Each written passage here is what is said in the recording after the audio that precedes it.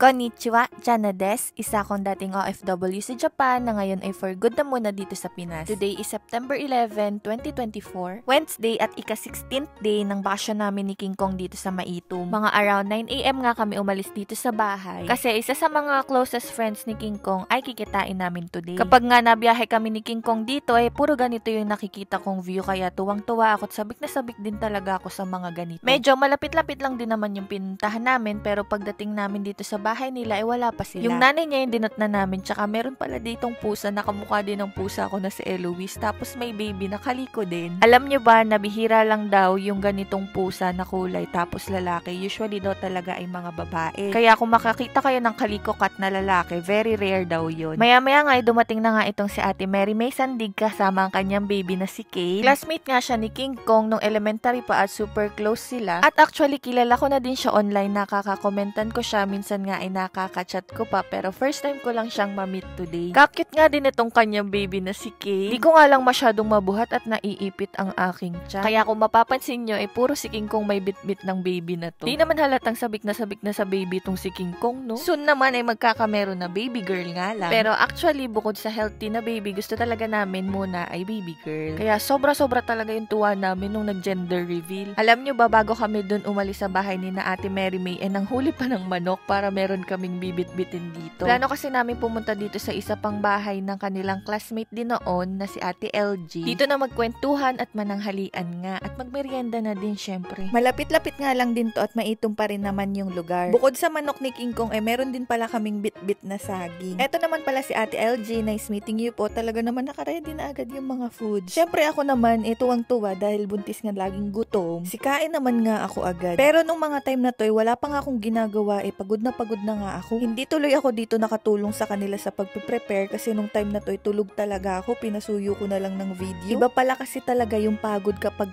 buntis ka. Akala ko dati arte-arte lang pero hindi mo pala siya ma-explain hanggat di mo nararanasang mabuntis. Eto nga't ginising na lang nila ako nung prepare na ang lahat at kakain na lang. Thank you po. Pansit at native na tinola nga yung hinanda nila. Buti na lang nga at sayote yung nakamix dun sa tinola at hindi papaya. Alam nyo ba na bawal ang papaya sa buntis? Especially yung mura pa or yung color green. Kasi nagko-contain ito ng latex na nagkokos ng contractions or miscarriage. Kaya sa mga buntis dyan, iwas-iwasan nyo yung mga papaya. Dumating pa yung isa nilang kaklase na si Ate Geraldine na napakaganda. Di pa nga ako nakaka-recover sa lunch namin nanguhan agad sila ng buko. Ang saya dito no, libre ang buko no, mangunguha ka lang talaga sa gilid-gilid. Nagulat nga ako at ang dami nilang kinuha pero yung iba dito inuwi namin. At syempre, ininom namin yung fresh buko juice na hindi naman isinut ni King Kong lahat. Isa nga to sa pinaglilihihan ko lately pero yung gusto ko yung may kasamang milk. Yung saging na dala naman ay nilaga nila tapos isinasawsaw nila dito sa ginamos. Ang alam ko itong ginamos ay dito talaga sa Visayas kaya bihira talaga ako makatikim nito. Hindi ko siya gusto. Gawa nga ng masyadong matapang yung amoy para sa akin. Pero si King Kong ay gustong gusto ito. Uso nga daw dito yung sinasawsaw yung saging sa ginamos. Kaya tinikman ko din. Si King Kong kapag kumakain ng saging tinatanggal niya yung maliliit na butil-butil sa gitna. Ewan ko ba dyan? After namin magmerienda maya-maya lumabas kami dito at sabi namin maglakad-lakad kaya kami. Sabi ko nga dito mukha akong higante kapag katabi sila. Dito lang sana kami maglalakad-lakad pero nagkayayaan nga na pumunta dun sa may ilog. Nadaanan din namin yung mga dating pinasukan ni King Kong. Dati daw kasi palipat-lipat sila ng school kasi palipat-lipat din sila ng lugar. Napakatahimik nga ng lugar dito at probinsyang probinsya. Dito daw tumatambay dati sila King Kong nung bata pa sila. Pero hindi na namin nailapit dito yung sasakyan kasi nga kung napapansin nyo sira yung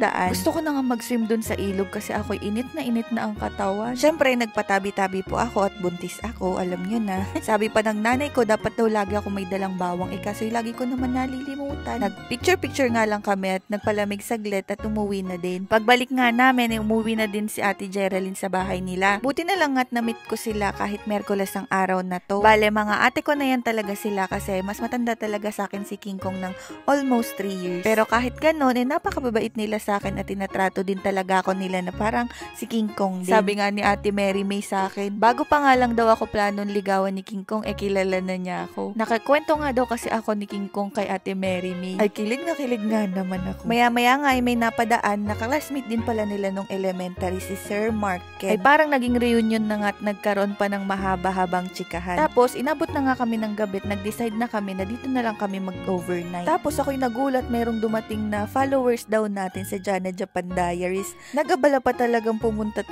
magpapicture ay nakakahiya. Maraming salamat po. And that's it for today. Jane, mite korete arigato. Bye-bye. See you on my next vlog.